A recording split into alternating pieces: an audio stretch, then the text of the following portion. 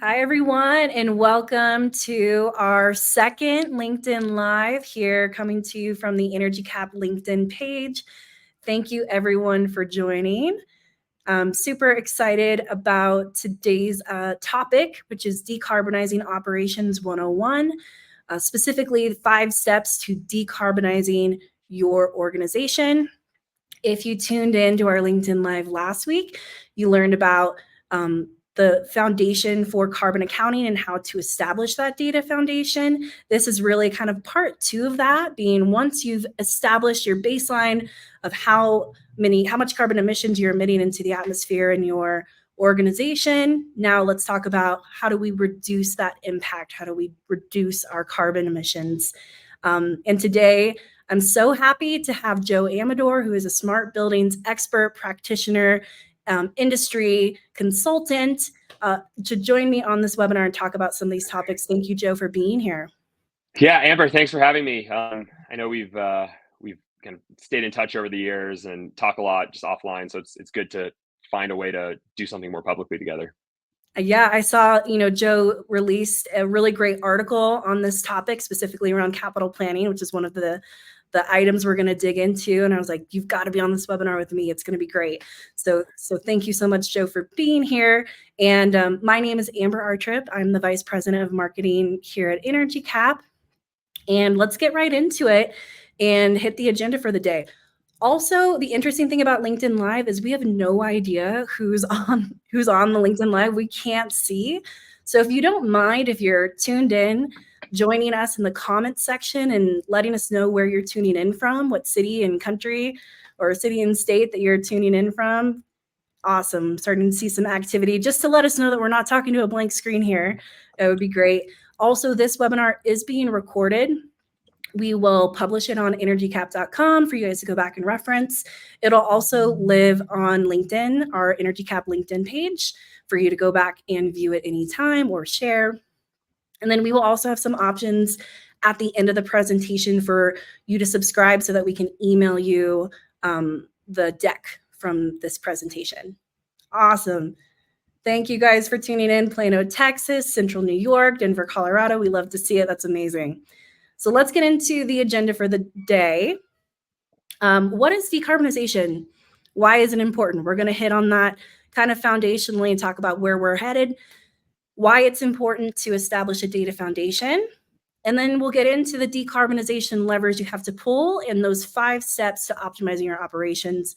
We will also be answering questions at the end of the webinar. So if you do have any questions throughout, go ahead and just plop those questions right into the comments box, and we will either get to them in real time if it makes sense contextually, or we will address them at the end of the presentation. So if you're tuning in really from anywhere around the world, you've probably experienced some sort of extreme weather event. If you're in Denver or Boulder, like Joe and I right now, I know last week they had a huge heat wave. I live in California, and we've been dealing with extreme weather. And it is no surprise that we definitely are in a climate crisis. And decarbonization is becoming super important. Right here, this slide shows you the IPCC's graph of potential climate scenarios. Obviously, if we do nothing, that bottom red and to the right is kind of the scenario of which, if we did nothing today to decarbonize our world, what that scenario would look like. So we're trying to do our best to mitigate a further climate crisis. And that is why decarbonization is so important. It's why organizations all over the world, governments all over the world are taking steps to empower decarbonization. And I think what's really important to note is that 40% of global GHG emissions are due to energy generation and consumption, right? This comes straight from the GHG protocol. And I think that this, to me, means that there's a huge opportunity for us to make a pretty significant impact if we use data, we use software to look at how we are using energy and be more efficient in our operations to really reduce and mitigate a climate crisis. Joe, I don't know if you have any thoughts on this and the opportunity. Yeah, I think The one thing to add is we were prepping, you noted that, energy generation is not exactly the same as buildings or the built environment, but the share for the built environment or for buildings is comparable. Now that buildings includes residential, multifamily, commercial, and then within commercial, there's obviously a lot of types of buildings, but buildings are a big contributor to overall global GHG emissions. I think they tend to be higher in more developed economies, but generally they're always going to be a big part of your emissions if you're a country, if you're a city, if you're a company. So that's the other layer to add to this, and why this is an important topic. Absolutely. Such a huge opportunity in the buildings that we live and work in, to just make a little bit of a change can make a huge impact, right? Right, exactly. So what is carbon? If you are new to this world, I wanted to give you a really quick high-level overview of carbon emissions, what they are. Essentially, greenhouse gas emissions. There are a bunch of different greenhouse gases that contribute to climate change. You can see them there at the top. We really roll all of them into a CO2 equivalent for the purposes of carbon emissions reporting. You can learn more about that on our webinar that we did last week. And then when we talk about what are the emissions that we're tracking, they really come in 3 scopes. Scope 1 being direct emissions from your organization. Scope 2 being indirect emissions coming from purchased power or energy, specifically thinking like utility bills and what types of power are you purchasing from utilities. And scope 3 is really everything else that happens before or after. So indirect emissions, from upstream and downstream value chain. And when we think about the journey to decarbonization, I just wanted to include this because I think it's important.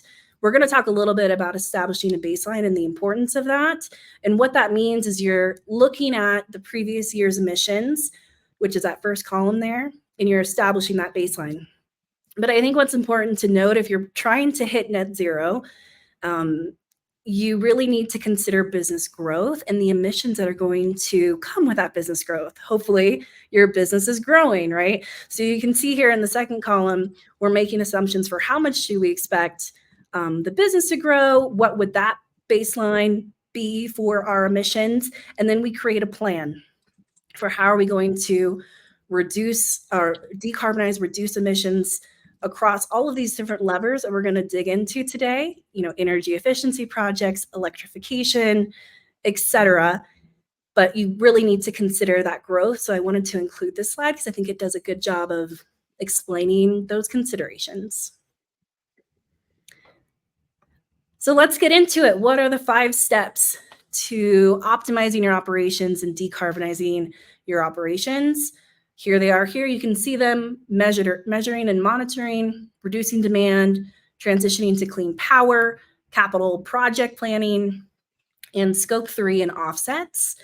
So we're going to dig into each of these and we'll talk through them and give you kind of our industry take on where the market's at, but also some ideas of best practices we've seen on the market, what people are doing today, what challenges are running into, etc. So with that, let's start here. This is really a super important step, measuring and monitoring emissions. So Joe, I'll kind of pass it off to you. What challenges are you seeing folks hitting in this particular step, and what's kind of your take on it? Yeah, I think this is difficult. I mean, this gets down to getting the base or having your baseline, right? What are my current emission or what are my current energy consumption metrics? And then you can convert that to emissions. The process of going from energy to carbon is not so complicated. And what I mean by that is if you know what your energy consumption is, getting to the carbon emissions equivalence is not really going to be the difficult part. As you noted, Amber, the difficult part is figuring out broadly, portfolio-wide, building-wide, what is my energy consumption? A couple core challenges, and there's a lot to unpack here, of course. You see this in EnergyCAP. Different buildings in different regions have different utilities, and those utilities have different processes in terms of how they provide data. Now, everyone will probably provide a bill, but the bills look different. The bills come at different times. The bills probably come on a monthly basis if it's electricity. But the approach of getting the data digitally, if that's a way to expedite and to just scale out a program to collect data and manage the data more robustly, that process will look different. So that's certainly one challenge. I would also say that a challenge for some industries is getting data from tenants. So what do I mean by that? If you have a building, a large building, let's say just in a big downtown, we're in the Denver area. The tenant, it may be a triple net lease, so the tenant may be paying for that energy on that tenant suite, right? We have our office on the 20th floor. We pay our utility to XL Energy. That's our local utility. The owner of the building may not get that bill, may not have access to that bill, and may not really have a good approach to collecting that bill data. What do you do then? Well, the first step would just be to estimate that the landlord or that owner of the building does probably get a bill for all the common areas. So at least would know on a per square foot basis of what we're charged for. We know what our energy is, and you can extrapolate out. But the estimates are not great. And the estimates are good if you have nothing else, but the estimates aren't great because they aren't going to show a lot of the anomalies. A good example of an anomaly would be leaving things on overnight or a schedule change during seasons. This is maybe not necessarily something for an owner, a tenant occupied space, but a university, a school district, they're going to have very different schedules based on is school in session or not. So if you're just estimating energy use, you won't necessarily see that, oh, we're leaving our building on, we're cooling our buildings, we're heating our buildings the same amount during breaks as we are during, in session times. So that creates a big challenge. But I would also say not having a central system of record, the big challenge there is you may not have a sense of, do I have all of my data? Do I have most of my data? Do I have half of my data? Do I have almost none of my data? And just looking at bills, just managing the paper or the PDF will make it very challenging just to know, have I captured what I need to capture, or do I need to capture more? And I think that's another challenge. I'll just add, we did a survey last year. It was our state of decarbonization survey, where I think we surveyed over 200 energy and sustainability leaders, not just EnergyCAP users, like across the industry. And 50% of folks were still using spreadsheets to manage most of their data, which I found fascinating because, like, I think there's still so much opportunity for us to improve in this area of getting more intelligent in the way we centralize our information and use that information to make decisions, right?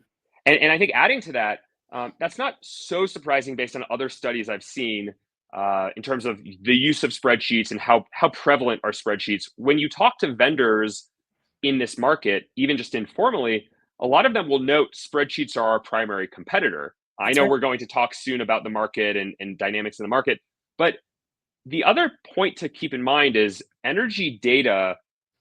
There's been a maturation of use of energy data. Initially, if you look 10, 15, 20 years ago, it was very much used as an accounting. It was part of accounting, right? We spend money on energy. We want to account for the spend on energy. And spreadsheets are a normal tool for accounting. Now we started moving to, well, we're potentially spending too much on energy. We're potentially wasting energy. Let's save the money. Spreadsheet doesn't really help you there. And then we go to what we're talking about today, decarbonizing our actual operations, our building ops. That's even more of a robust challenge than find some waste, eliminate waste in energy use. So again, spreadsheets are even less of a tool that you can use there. So I think that if your primary goal though today is still, it's an accounting tool, I need to account for my energy, you have some opportunity to grow from there, but it isn't, spreadsheets are a potentially sufficient tool for just that specific core use case. Yeah, absolutely. I think spreadsheets are a great place to start, right? It's better than not tracking anything. Right. And I think we are seeing a lot of organizations who are doing annual carbon reporting, pulling that information together once a year, annually in spreadsheets. And while it's probably not going to help you decarbonize your operations because you're going to be a little bit more reactive because you're only getting that data once a year holistically, it's definitely a good place to start.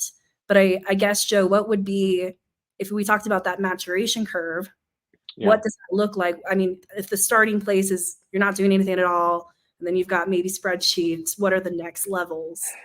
Yeah, I would say the next levels from spreadsheets moving to following this idea of, or this this goal, this step-by-step, these step-by-step goals of, we first want to have a clear picture of what we're spending on energy. We want to capture it fully. We then want to identify where we're wasting energy, where we're using too much energy, where we can save energy.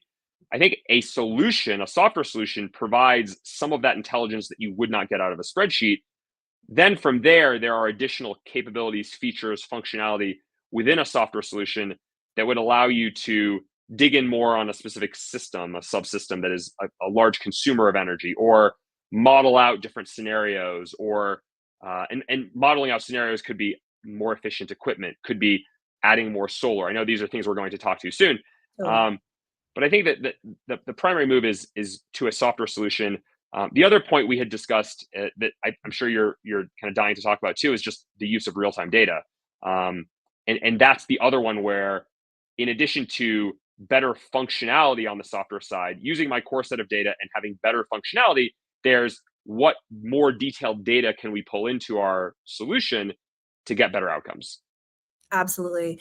And I kind of look at it too as like manual utility bill data is kind of like it's good, but it's not great pulling that in. Automating utility bill data on a regular cadence is a little bit better. And then that real-time data is going to be kind of the best case scenario for really, having the ability to react in real time to any anomalies happening in your operations, right? So you can go in and reduce carbon almost, I won't say instantly, but much quicker than if you had to wait 30 days to get a bill to realize your water line is broken, or that your building controls are not set correctly. Exactly. Kind of like the next level. It's like the big leagues, right? Exactly.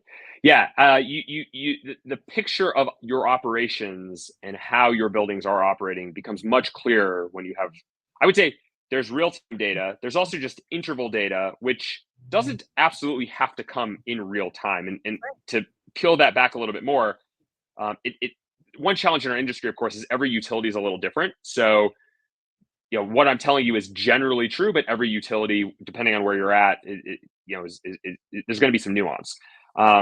Utilities oftentimes have been deploying smart meters. Smart meters typically give you interval data, and interval data typically is every 15 minutes. So you basically get a demand, an instantaneous demand reading every 15 minutes, and then over a day, that gives you a demand profile. Mm-hmm. Sometimes the utility will provide that to you directly. It can be hard to figure out, well, how do I get it? Where do I get it? But you'll figure that out. That's not insurmountable. But that might come 2 days late, 2.5 days late. So that still gives you real or interval data, right? It gives you a much clearer picture than just the bill. But it doesn't allow you to react immediately. That's definitely better than just having the bill. But then you can put your own meters in the building, and you can actually collect the data in near real time, could be within minutes, right? You're actually seeing what is happening right now. And that is better if you're trying to avoid demand spikes. We're going to talk about that, of course. But there's a bunch of opportunities. And sometimes utilities are getting better in general at providing better data. So more detailed data and making it easier to get those data every year, I would say. Again, it's going to depend on your specific region, but generally there are things you can do without buying a lot of hardware, that might be to your advantage. I love it. And at EnergyCAP, we really pride ourselves in helping you no matter which way you're collecting data, whether it's from manual, processing of utility bills, automating those utility bills, integrating with smart meters from your utilities. Mm-hmm. If you want a list of utilities that make that available, we have a list. So just reach out to us. We can let you know if your utility provides that. And also integrating with gateways, right? And devices on site. So I think this is perfect.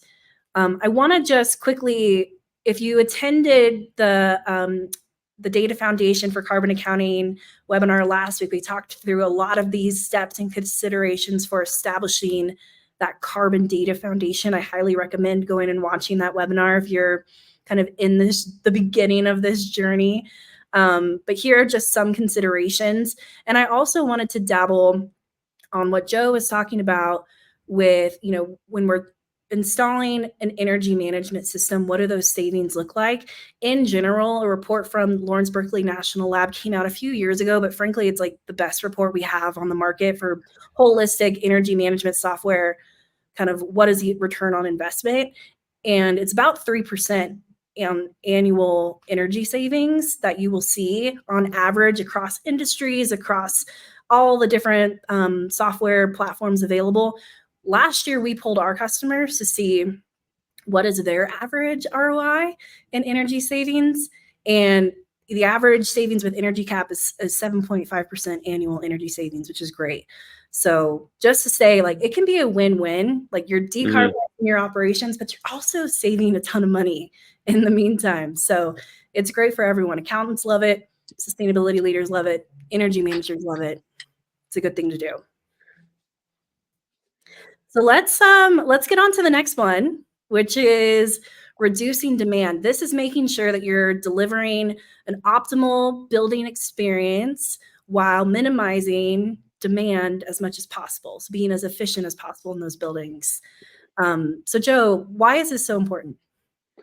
Yeah, so if you look at demand, one just to be, start at the basics, typically for a commercial client of a utility, so schools, organizations, anyone that is not just a homeowner or resident, there's two main areas of billing from the utility. There's consumption and there's demand. Consumption is how much have you spent or how much energy have you used total in that month or that monthly period. And demand is what was the peak instantaneous amount of energy you demanded at any one time. So a good way to think about this, if you're in your head trying to think, well, it's energy, I don't quite get it. Think of just filling up a bucket with water. Consumption is just how much water is in the bucket at the end of the month. But in terms of how much is coming out at any one time, that is demand. Now, water isn't a great example because your pipe does not change sizes. But when it comes to energy, your pipe you don't have a pipe. It's not changing sizes, but the amount of energy that's coming into your building at any one time does change quite a bit. That's demand, that's kilowatts. So we measure consumption, of course, kilowatt hours. If you look at a bill, you will see both charges, and they usually will be marked kilowatt hours, kilowatts. You're charged for kilowatt hours a cost per kilowatt hour. So it's just, I use this many thousands, let's say, of kilowatt hours, multiply by a rate. For demand, it's a little different for every utility, and there's certainly some nuance in how they charge, but it's just whatever that peak was for the monthly period, you're charged on that. So that gives, and the other just state of the market, demand is also important because as you have more renewables, if you're in the Midwest, you see a lot of wind turbines. If you're out on the coasts or in the kind of Sun Belt, you see a lot of solar. For solar, when is that most powerful? Well, during the middle of the day when the sun is highest in the sky. So you actually have a lot more energy coming onto the grid during the middle of the day. And if you look at what are the patterns of when energy is used, middle of the day into the early mid evenings is when you have the most energy because, well, when people are asleep and all the buildings are closed, there's obviously just not as much energy being used. That's why if you have an electric vehicle, you may have some type of plan with your utility that says it's very cheap to charge your electric car overnight. And now with chargers and with the smarts in the electric cars, you can set it up that way. And a lot of people find, well, it's really cheap to have an electric car as long as I'm charging it, from like 1 a.m. or 11 p.m. until 6 a.m. the next day. For a lot of people, that's all they need to charge. So you have both how the energy is used over a day or over the days, and then you have when is the energy being supplied. And demand is a way to add price signals or pricing to normalize or to kind of negotiate all of that. So basically, utilities are okay with you using energy in the mornings because it's typically sunny. It's a little cheaper from a demand point of view. Once you get to the 1 p.m., 2 p.m., down until about 8 p.m., that's the peak period. That's when energy is most expensive because not only are there a lot of people that want energy, there's also waning renewables as the sun gets lower in the sky. So what you're seeing is just more use of demand charges. Both demand charges are getting higher, the periods of when you pay for demand. Here in Colorado, even for homeowners, we now have time of use rates or demand-based rates. So time of use just means you pay a different rate depending on when you use your energy. And even things, if you have a smart thermostat where you have these kind of demand events, or that there's all kinds of different terms being used. It's always branded by the utility. But we, for example, get a little discount both on buying the smart thermostat and on our bill if we let the utility pre-cool our house on a hot afternoon, but not cool for 1 hour. I think it's between 4 and 8 p.m. And they just say there will be an hour where we won't cool your house. We'll pre-cool your house because they're at 12, 1, 2 p.m. even, there's a lot of supply. But then once you get to 4 or 5 p.m., the grid is a little bit under stress. So that's the basis. Now, there's papers, there's studies that we could do a whole webinar on just that alone. So I was trying to give a quick topic. But the point on why does demand matter if you're an owner of real estate or an operator of an organization that has a lot of real estate, you, with better data about what your demand profile looks like or your demand curve looks like, you actually will have a lot of opportunity to cut out demand at certain places. And there's a lot of money to be made or to be saved by doing that. Of course, you need the visibility into, well, when are we using energy? Some very high level, quick strategies, pre-cooling a space. If you know it's busy in the afternoons and certain buildings get a lot of solar gain over the day, they're facing the south or they're facing the west, pre-cooling those buildings, letting things drift a little bit during the day or the afternoon, you may find that actually saves us energy. Not starting everything up at the same time to avoid that peak. Just when I've worked as a product manager before I have had this role, you would build solutions and you go talk to customers and they'd say, we didn't realize, we were sending a demand spike every Monday at 8 a.m. because we turned everything on at the same time. And just staggering from a schedule point of view, you avoid that peak. Now, remember, even if you for 15 minutes set a demand peak, you pay for that definitely for the whole month. And in some cases, that kind of sets things for the whole year of what you're paying. And that's all because the utility needs to be able to supply the power for whatever that peak is. They're looking at what is the most potential energy you could want. And from a reliability point of view, we want to provide it for you. So you pay for that. But if you just manage things and don't have that same demand peak, you won't pay as much. So the visibility piece is key, though. And that's where a bill, I know we've been talking about bills versus interval data and then the real-time data component of interval data. A bill will typically tell you what was your peak, but it doesn't tell you when. Usually, it doesn't really show, is that your peak and that's your peak by a mile, or is that the peak, but really you have a peak within 5% of that every single day or every single Monday, or maybe it's a different day of the week. Interval data will really show you that pattern over time. And then it becomes much more manageable or much more easy to manage and reduce when you have that visibility with interval data. I love that explanation, Joe. I feel like I kind of understood it as like,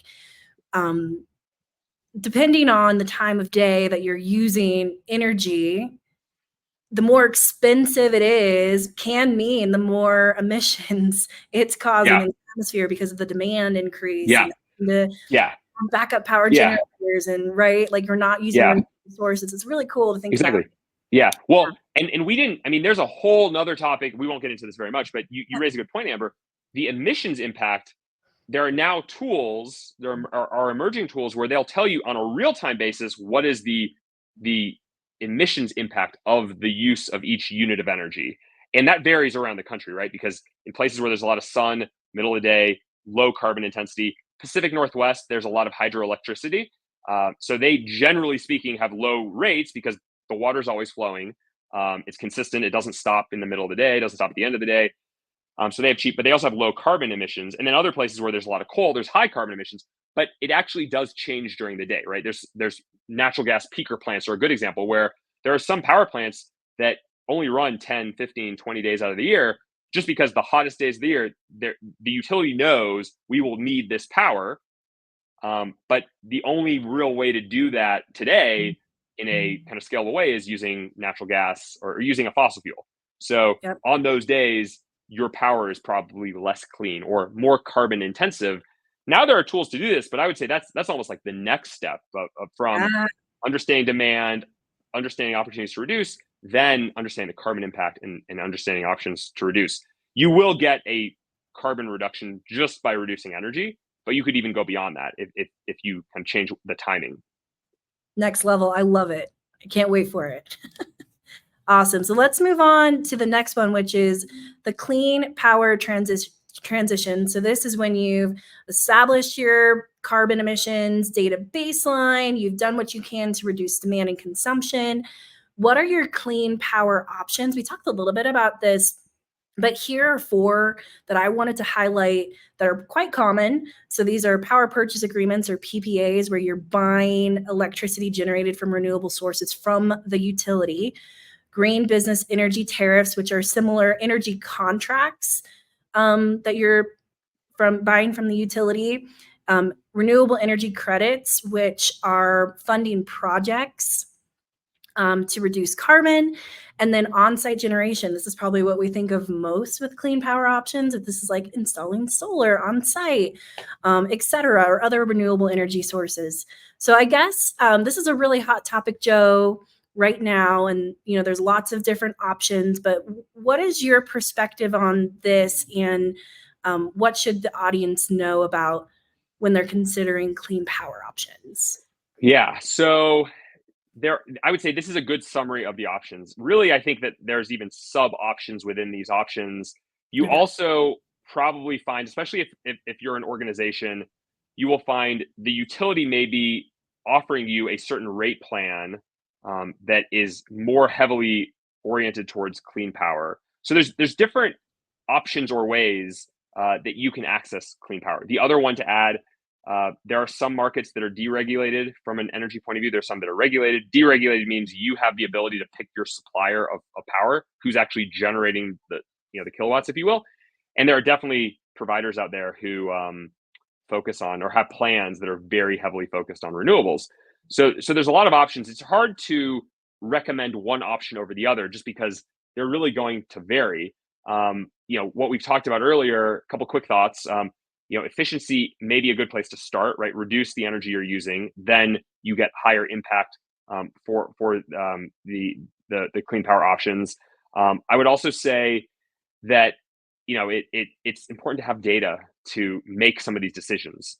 So, good example: there may be a site that uses a lot of energy, but by digging into the data, seeing the interval data, you find it's really due not because the building is consuming a lot of energy, just because the schedules, the way things are set up, there's just a lot of peaks and valleys. Typically, when you see, from a demand point of view, a lot of peaks and valleys, that's typically a sign that you can avoid some of those peaks. Maybe the valleys aren't as much of a valley then, and then you might find, well, I just overall am using less energy here, and then I can integrate more solar. I would also say one of the discussions we had, you had asked me a question, Amber, I think when we were prepping for this. Do you absolutely need to focus on efficiency before clean power? My answer was no, not necessarily. I mean, that is maybe the most methodological or prototypical approach. But if you're a school, if you're a city, if you're a university, if you're a hospital, you may like the idea of having a public clean power project that shows to the community that you're doing something that's visible, right? A schedule in a building of when the lights turn on and off. Lights are a little bit visible if somebody's driving by. They see, oh, all the lights are on. Why is that? It's 9 p.m. It would be obvious if it's a hospital. It would probably be less obvious if it's a high school, right? Why are all the lights on? But HVAC system, which consumes a lot more energy than lighting anyway, no one can look at a building and say, oh, wow, I wonder why they're keeping the room 72 degrees on this hot August night before school starts. So solar, though, if you have solar panels, and you may have the space too, right? A big parking lot, you can put solar over the parking lot. Here I don't know, Amber, if you've noticed, but there's a lot of parking lots now in the Denver Boulder area where there's solar over them. And on one hand, that's nice because there's a lot of sun, there's a lot of space, but two, like we get a lot of snow. So there's kind of an advantage where this becomes a place to park. Now, a lot of people don't know, but the snow melts pretty quickly anyway, but it is a little bit nice to have covered parking. So you kind of check a bunch of boxes. Obviously, it first makes sense just to have a lot of solar in our state. So, but you notice schools, other public institutions, it is a good way to show this is something we're doing. It's a visible project. And it's hard for me to tell you that's very valuable or not very valuable. But if you decide having a public clean power project is valuable to us, then I would say go forth with it. You should probably have the data first, but you don't necessarily have to undertake a lot of effort around energy efficiency before doing that. And if you were to deploy clean power and then invest in energy efficiency next, I don't think you're that's maybe backwards of what, again, would be the most prototypical approach, but I don't think that's the wrong approach, if you will.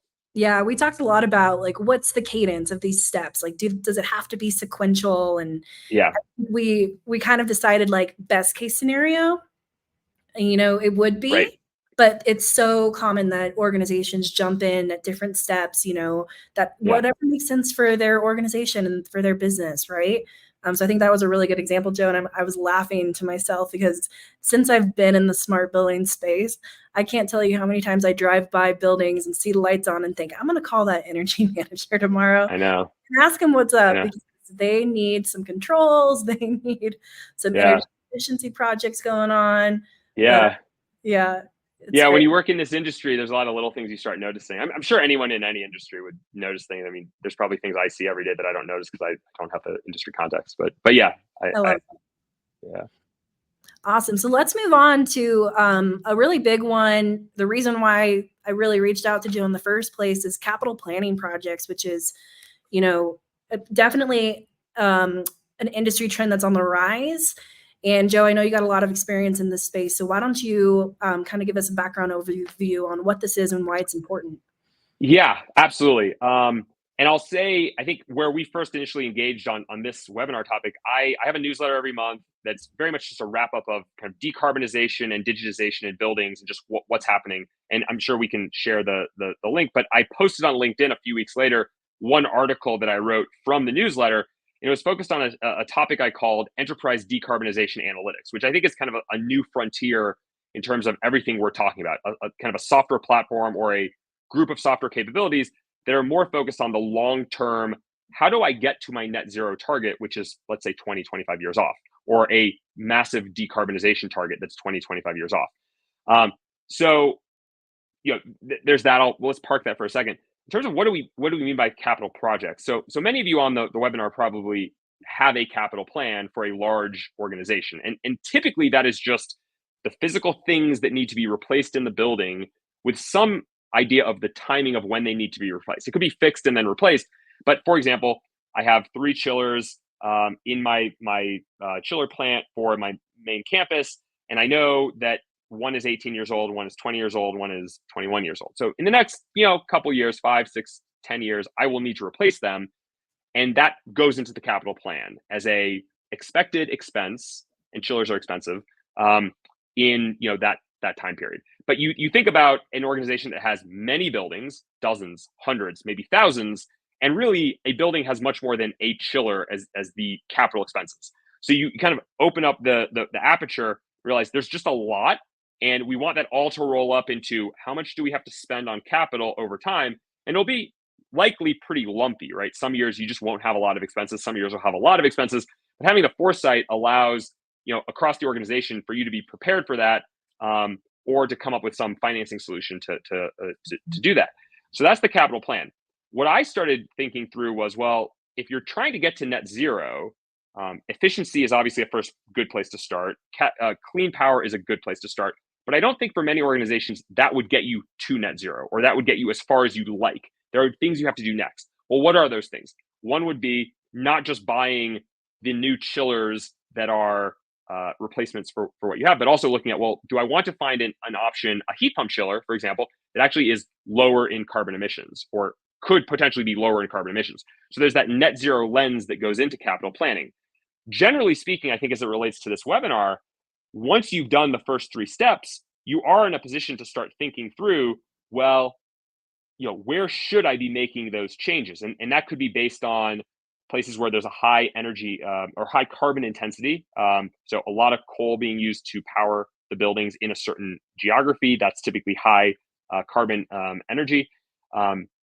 You could say, well, that's where we want to focus more on electrification. We want to focus more on efficiency. We want to focus more on just overall energy reduction, because that will get us more bang for our buck as it relates to reducing or decarbonizing emissions, or decarbonizing.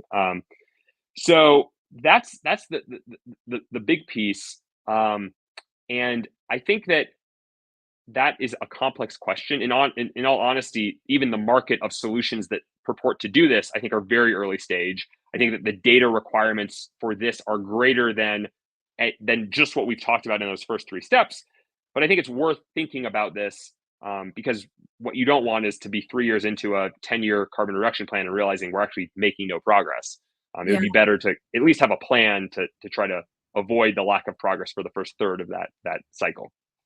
And what are the data considerations, Joe, if you're trying to put together a capital plan with a net zero lens? What type of data Yeah, do you need? What should you be looking for? absolutely. So all the energy data we talked about thus far is important. So that's part of it. I would say that understanding, you know, different organizations have different levels of sophistication of just the current capital plan. So if you have a really robust capital plan, you probably have less requirements there. But if you don't have a really robust capital plan, there's probably greater requirements there. So what do I mean? There could be some organizations where each building has a lot of documentation around how old is this chiller? How old is that cooling tower? The diesel generator that I have in the basement, when did we buy that? If that's all at the local building level and it's probably paper based, getting that all into a database, a spreadsheet, getting that all in some place where it can then be merged together with all the other organizations or all the other buildings, all the other sites is really critical. I would say adding to that, having better data around maintenance Mm. from like a CMMS or work order management solution, because just knowing the age is not necessarily enough. There's always going to be cases where, yeah, that's a really old piece of equipment, but we just don't use it as much. A good example, there's certainly buildings where they have multiple chillers and certain chillers are just really there for those really, really hot days where you need extra cooling capacity. And maybe you're staging so that there's not one that is just kind of the backup chiller or the peaker chiller, but maybe you do. So depending on that, you may have some that it's old, but just doesn't have a lot of runtime hours, doesn't have a lot of maintenance. Um, so there's that piece of data as well. I would also say there's outside data that can be useful, weather data, to help kind of model out, well, where am I going to need more cooling? Where am I going to need more heating? Where am I going to need more of these things versus others? So I think that those are the big categories, though: maintenance data, capital equipment data, in addition to all the energy and kind of performance data. I would also say pulling data off of these pieces of equipment. There's real time data about energy consumption, and then there's real time data about all the equipment, usually through the control systems like the building automation system, the lighting control system. Those also can be important.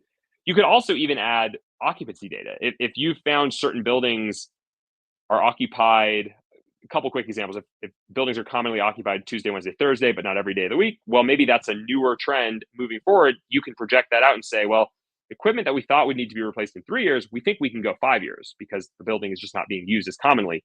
The other side of that, if a building has a lot of people on Tuesday, Wednesday, Thursday, and has fewer people on, or has a lot of people, the middle of the day, and then fewer people on Mondays and Fridays, you may look at a 10-story building and say, we want to keep the bottom 3 floors open all the time, but those top 3 or 4 floors, we're actually going to close them. And this is a concept you've seen a lot of workplace strategists say, well, maybe you aren't ready to get rid of space, but you should have a plan of not using certain spaces on certain days if you don't need it, because one, you don't have to heat it, you don't have to cool it, you don't have to light the space, you don't have to clean the space, you don't have to maintain the space, and over time you'll find there's just not as much wear and tear on that space. So that's another concept that actually, though, would require a different cooling setup. If you just have one chiller in a big building, it's harder to say let's cool only some spaces, not the others, because you turn your chiller on or not. Obviously, you can kind of change it. It's not just on or off, but if maybe you had multiple smaller chillers, you'd be able to more energy efficiently deploy the climate needs or the environmental needs for a smaller set of spaces within that bigger building. So those are also things that could help with that capital plan. We've seen just a lot more changes in how we use offices. So I think while if you had asked me 5 years ago, understanding how you use your spaces might not have been as much of a priority around a capital plan. Now I think it really is a critical part of it. Yeah, it's so exciting how many intelligent layers we can apply to really understand what's going on in our buildings and make changes to be more efficient. Yeah. Our customers at EnergyCAP, I'm thinking of one particular customer example, they had a central plant on site that they wanted to replace a bunch of the equipment because it's super outdated, high emissions equipment. And they actually use data from historical data in EnergyCAP to say, hey, here's how much it's costing us to run this plant and how many emissions it's emitting into the environment. And if we were to replace the equipment, here's what the outcome would be, like creating scenarios. Yeah. And then they took that scenario and that business case basically that they built, and they applied for a block grant, which I think is a really cool use case to like get, you know, some of that government funding from the IRA to be more efficient and to use data as kind of the foundation to build that business case, which is really cool. Yeah, so agreed. Lots of options in this world. We could probably talk about it for hours, but we're running on 15 minutes left, so I want to get to our last bit here, which is Scope 3 emissions considerations and offsets, which I really did put here at the end intentionally. You know, Scope 3, like I mentioned earlier, upstream and downstream emissions that are indirect, and they're, depending on your business, there can be a lot, right? Like a manufacturing company is going to have a lot more Scope 3 emissions than maybe a commercial real estate, or, you know, a corporate office environment. But, you know, I do think it's kind of that last leg of consideration to get you to net zero as an organization. And then I really intentionally put offsets here at the end, because whatever you can't reduce from an emissions perspective, you can achieve net zero by purchasing offsets. But what we don't want to see, you know, what is not a best practice is to just purchase offsets from the get without trying any of these efficiency measures first. You really want, you know, in order for us as a collective to reduce our impact on the climate, we can't just be purchasing offsets. It's not going to cut it. We actually have to do the hard work and reduce our emissions. So I think that is pretty much a no-brainer, but I'd love your take on this world. Yeah, I know. And you know, the graphic you showed towards the beginning that showed all three scopes, and it kind of had the arrows up to the top, up to the sky. So that was general and that was accurate, right? But if we talk about this in a building lens, well, what is scope 1 for a building? Primarily, that would be backup generation. You mentioned that, Amber, where you have a diesel generator. Maybe that's just to shave the peak during the day. It doesn't have to be natural gas, or it could be diesel, it could be natural gas. You could have batteries. That's less common, but becoming more common. Batteries, I would say, there's no emissions there, but that's scope 1. For most buildings, the big source of emissions will be considered scope 2, and that is what you're buying from the utility or utilities, right? There's probably multiple utilities. Scope 3 is a big concept. It's a little bit less maybe it's maybe less of a share for buildings, just in that there are scope 3 emissions from the building. You could say the materials that are used to build the building, the waste of the materials from the building, the fact that you're oftentimes replacing, cleaning, fixing, upgrading spaces. So there are emissions there, but they're just not going to be as big as we have, you know, 1 million square feet in this building and we power it every day. So that's why you may, as an audience member here, may have heard of scope 3, but not heard about it a lot. To your point, Amber, earlier, if you go to something like a consumer products company, we make a snack food for children. I have little kids, right? So there's all kinds of like snack foods we eat. Well, you could say, well, what are the scope 3 emissions there? Well, there's the energy it took to, if it's yogurt, to produce the grass that the cows ate, that, you know, then became, you know, the operations to get the milk, then the transportation to get the yogurt from the factory to the warehouse, and then the warehouse to the grocery store, and all the refrigeration required to keep it cool, because if it wasn't cool, you know, no one wants to eat yogurt that's not cool. It's, you know, you couldn't anyway. So yeah, so there's a lot more, and you could say that's actually potentially a much bigger part of the emissions of the yogurt snack cup, than for a building. That's not to say it's not valid. I think it's still valid. It's just, I think it's right to be the fifth kind of piece of our step-by-step process. So that's, go ahead. I was just gonna say, if you take it back to that percentage, right? 40% of global emissions are from energy, right? Yeah, so there's exactly so much of an opportunity just to really hone in on that. But if you want to learn more about scope 3 and understanding which scope 3 categories, because there's 15 here, if you look at all these little icons, 15 scope 3 categories that you could report on. Not every organization is reporting on all 15. What you do as an organization is you determine what's material to your business or your operation. And we, in the last webinar, we included a little chart that will show you, based kind of on your industry, what is most material, which of the scope categories should you consider material. So I'd highly recommend checking that out, because there's no way you can report on all of these. But I wanted to say, to your milk comment, in EnergyCAP, we can actually track cows. It's one of the Yeah. commodities that we've added. You can track unlimited commodities, which I think is really unique to our platform. And you can track cows as a commodity and the methane emissions from each cow, which I think is fun. And the other one to add for the audience members here, I would imagine, I haven't, it looks like we have a lot of folks from around the world. You may have a lot of buildings. You may be very responsible and very focused on reducing the carbon emissions of the buildings. But if you're part of a larger organization, it's likely your organization has more scope 3 emissions than just your buildings. That's right. Examples could be employee travel, commuting, or just business travel. And really, you could say almost every organization is going to have one or both of those. Again, that probably wouldn't be as much as the buildings, but again, it's going to depend. That's why you use a tool to collect data, to analyze the data, because then you actually have data to go behind, trends and decisions you make. That's exactly right. Well, I wanted to end it here. I did include, Joe, a little screenshot of your article. Oh, thanks. And a link, a hyperlink, if people want to go and check that out.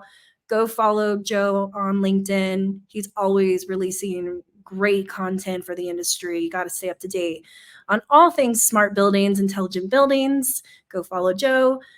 This particular article is a great one.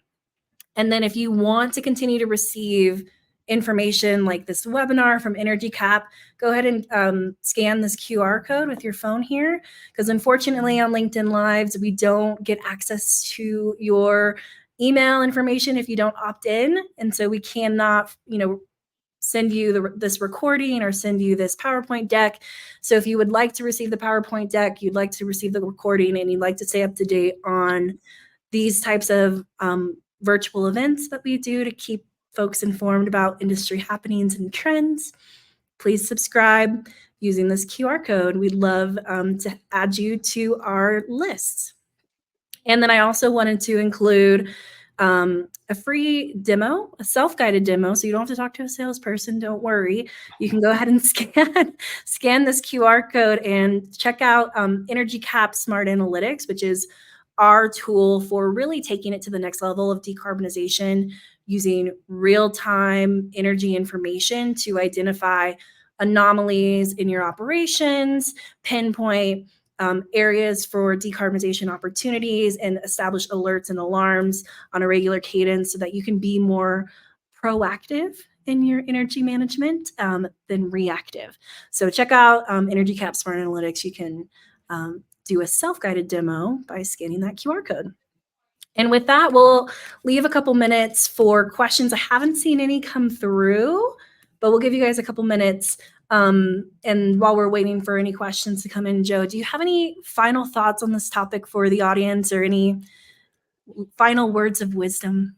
I think that this is, as anyone watching the webinar will see, there's just a lot to unpack here, right? So it takes some time to get, there's two sides of it, right? Understanding your buildings, your operations. So the data process there isn't just a 1 day or 1 week effort, but there's also the side of just all the array of solutions, types of approaches. So I think the word of wisdom, I would say, is to be somewhat patient, in that it's not necessarily something where you'll see instant success, but over time you will see lots of progress. That's definitely one to share. I completely agree. I think it is a journey. We called it like the journey to decarbonization. Yeah. And really there's no finish line, because every year, if you assume business growth, you're going to have to keep adapting and adopting new innovations and new ways of reducing your impact. So it's definitely a challenging space, but I think it's super exciting. And, Joe, you mentioned a lot of the technologies that are out there to help us be even more intelligent about what's going on in our buildings. And I think it's just such an exciting time to be in this space. Absolutely. Yeah, no, you're right about that. It's there's no shortage of activity. And my newsletter, I focus on product launches, partnerships, new funding rounds for companies, acquisitions, and there's just always a lot to report, even with this niche of kind of the decarbonization and digitization of buildings and just everything that goes into that. So that's just a good metric of how much activity is there. And yes, there's a lot. I love it. And Joe, how do people subscribe to your newsletter? Yeah, I think the easiest way, it's a Substack newsletter. So it's called Smart Building Insight. So if you just do smartbuildinginsight.substack.com, that's one way. Or if you find me on LinkedIn, you can subscribe that way too. And my name's right there, Joe Aamidor. Perfect. So we'll go ahead and share your article on our LinkedIn page too, since most of these folks probably follow us on LinkedIn. So keep an eye out for the next couple of days. We'll share that article so you can go and follow Joe. And Joe, I think we'll be seeing you at a couple industry events coming up. NexusCon. Yeah, it's right down the street for me. So yeah, I try to make it to some of the major events. Maybe there's too many for me to go to all of them, but yeah, I'm around. Going to AEE World? I might not make it to AEE World. I am doing a webinar with AEE in September. Okay. So I don't know, maybe I'll be a late ad to go, but yeah. Awesome. Well, Joe, I can't thank you enough for joining this presentation. You added so much value, so much insight from the market and the industry, and it's always a pleasure. Always a pleasure. Thank you for having me. Yeah, and thank you everyone who tuned in from all over the world. It's awesome to see Toronto, Saudi Arabia, India, San Diego, all over the world. So thank you guys for tuning in. We really appreciate you. All of this will be available on EnergyCAP.com as well as our LinkedIn page. And we will see you at our next LinkedIn Live. Thank you. Bye, Joe. Thank you. Goodbye. Bye.